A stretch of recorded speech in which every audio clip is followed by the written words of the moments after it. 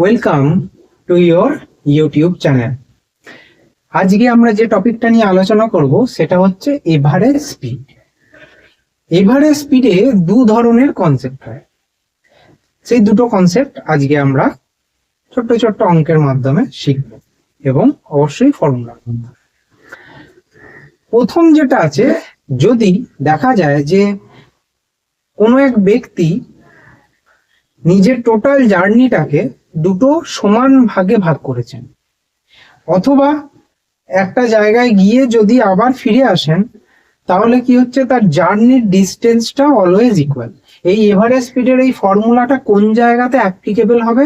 যে ক্ষেত্রে জার্নিগুলো equally divided, মানে জার্নির ডিস্টেন্সটা যে ক্ষেত্রে প্রত্যেক ক্ষেত্রে সমান হলে তবেই এই সূত্রটা আমরা বা এই সূত্রগুলো আমরা অ্যাপ্লাই করতে পারবো, না হলে কিন্তু পারবো না।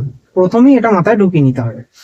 তাহলে প্রথমে কি বললাম, যে একজন ব্যক্তি তার একটা জার্নিকে দুটো ইকুয়াল পার্টে ডিভাইড করেছে, অথবা একটা জায়গায় গিয়ে আবার ফিরে এসেছেন।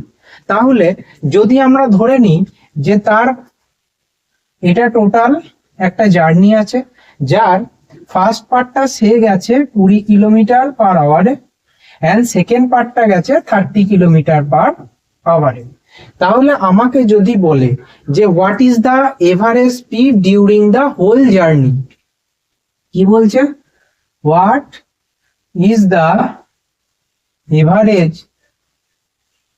Speed during whole journey.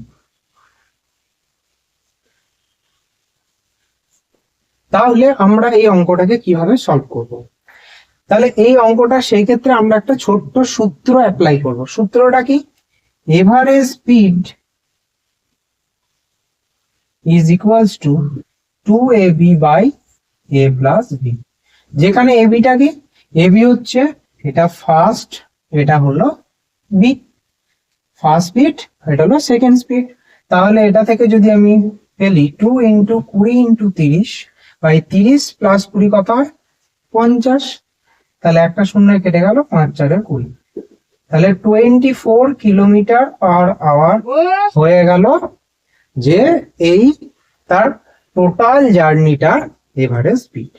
তাহলে যে ক্ষেত্রে এই ধরনের কোনো অঙ্ক দেবে যে দুটো স্পিড দেওয়া আছে, ইকুয়াল ডিস্টেন্স, এই দুটো স্পিডে সে যাচ্ছে, তাহলে দুটো স্পিডের ক্ষেত্রে ফর্মুলা কি?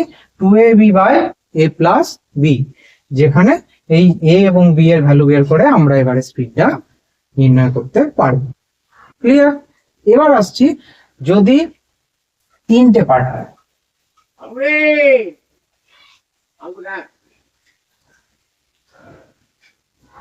যদি তিনটে পার্ট হয়, যে একজন ব্যক্তি তার টোটাল জার্নিটাকে তিনটে পার্টে ভাগ করেছে, ইকুয়াল পার্ট, 3 ইকুয়াল পার্ট। আমি প্রথমেই বলেছি যে এই সূত্রগুলো অ্যাপ্লিকেবল কোথায়? ইকুয়াল পার্টে, না হলে কিন্তু হবে না, জার্নির ডিস্টেন্সটা অলওয়েজ সেম হতে হবে। তাহলে প্রথমটা হয়তো সে 20 কিলোমিটার পার আওয়ারে গেছে, সেকেন্ডটা গেছে 15 কিলোমিটার পার আওয়ারে, আর থার্ডটা গেছে 5 কিলোমিটার পার আওয়ারে। হয়েছে?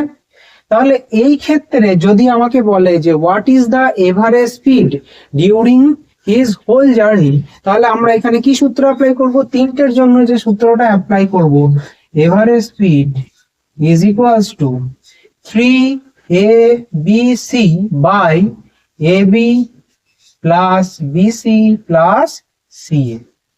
বোঝা গেল? তাহলে এখানে a কত? 20, b কত? 15, c কত? 5। তাহলে 3 into 20 into 15 into 5 by ab 20 into 15, 15 দুগুণে 30 মানে 300, প্লাস bc 15 5 75 প্লাস ca 20 5 100। তাহলে 3 ইন্টু, আমরা গুণটা এখন করবো না, 15 ইন্টু 5 বাই 300 কে 475। তাহলে 475 কে প্রথমে যদি আমরা 5 দিয়ে কাটি, তাহলে 5 9 45, 5 5 25, আবার কাটবে, 5 3 15, 5 1 5, 5 9 সরি 5 1 5, হ্যাঁ 5 9 45 19। তাহলে কত হলো? 20 3 60, 6 3 180 বাই 19। এবার এটাকে আমরা পয়েন্টেও করতে পারি এটাকে পূর্ণেও ভাঙতে পারি, তাহলে এই কিলোমিটার পার আওয়ারটাই হয়ে গেল আমার এভারেজ স্পিড। বোঝা গেল? তাহলে এই দুটো এভারেজ স্পিডের ফর্মুলা থেকে আমাদের পরীক্ষায় প্রচুর প্রশ্ন আসে। তাহলে এই দুটো ফর্মুলা যদি আমরা মনে রাখতে পারি, তাহলে এই ধরনের যে কোনো অঙ্ক আমরা খুব সহজেই সলভ করে ফেলতে পারবো। কিন্তু আবারও বলছি, মাথায় রাখতে হবে এই সূত্র দুটো সেখানেই অ্যাপ্লিকেবল যে ক্ষেত্রে জার্নিটা যে ক্ষেত্রে ইকুয়াল না হলে কিন্তু সেই ক্ষেত্রে আমি এই সূত্রটা অ্যাপ্লাই করতে পারবো না। আশা করি ক্লাসটা বোঝা গেছে। দেখা হচ্ছে আবার পরের ক্লাসে। Thank you.